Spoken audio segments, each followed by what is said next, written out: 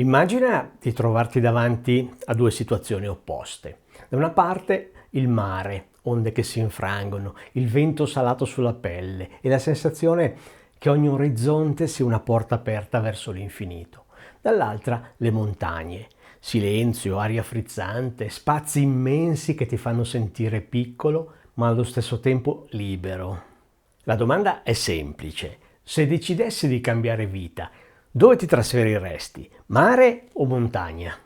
Non parlo di una vacanza, Quelle sono facili, una settimana e via. Parlo di viverci tutti i giorni. Perché se pensi di decidere dove trasferirti solo sulla base di emozioni provate sotto l'ombrellone o durante una camminata estiva in quota, rischi di prendere una cantonata colossale. Io queste scelte le ho fatte davvero e oggi ti racconto cosa ho imparato sulla mia pelle. Chi mi segue lo sa, ho cambiato vita più volte e ne parlo spesso nei miei video. Ho provato il mare con una barca grande, impegnativa, e poi la montagna, dove vivo da circa 15 anni. Ma non voglio rifare la cronaca di tutto, trovi i dettagli in altri video, i link sono nella descrizione. Qui invece voglio affrontare la questione da un altro punto di vista. Quando decidi di mollare la città e cambiare vita, dove ti conviene andare davvero?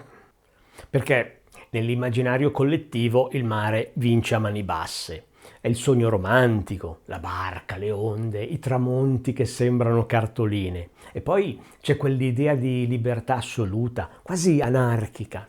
La montagna invece viene vista come un rifugio silenzioso, la baita con il camino acceso, la pace dopo una vita frenetica. Insomma, due scenari opposti che sembrano comunque perfetti. Peccato che la realtà, come al solito, abbia l'abitudine antipatica di rovinarti la poesia.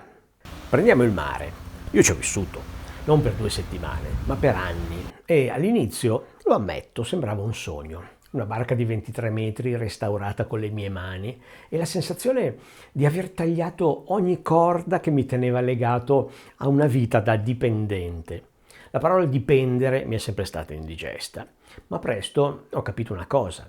Sul mare dipendi da tutto, dal meteo, dai porti, dagli ormeggi, dai rifornimenti, dalla burocrazia, dai costi altissimi e anche da 1000 rompicoglioni che girano attorno a quel mondo.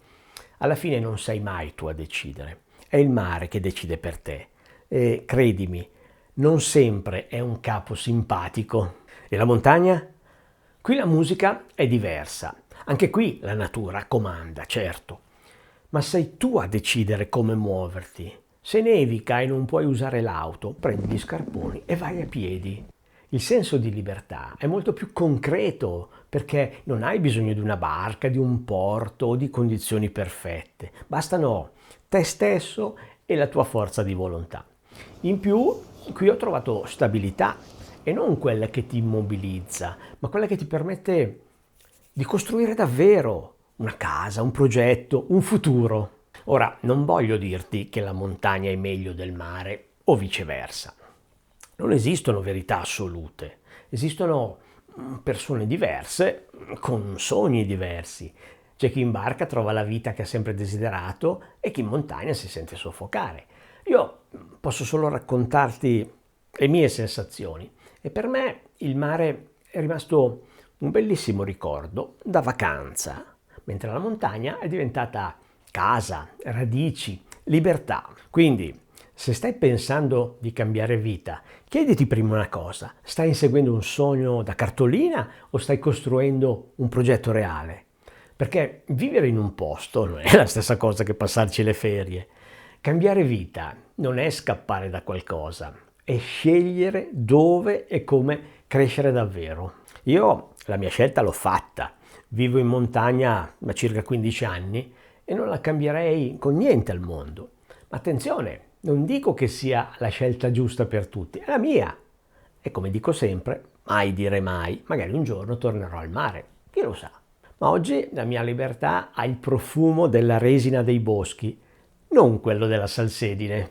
Ci vediamo al prossimo video. Per non perderlo, metti un mi piace, un hype, che è molto importante, condividi e commenta. E poi guarda questo video.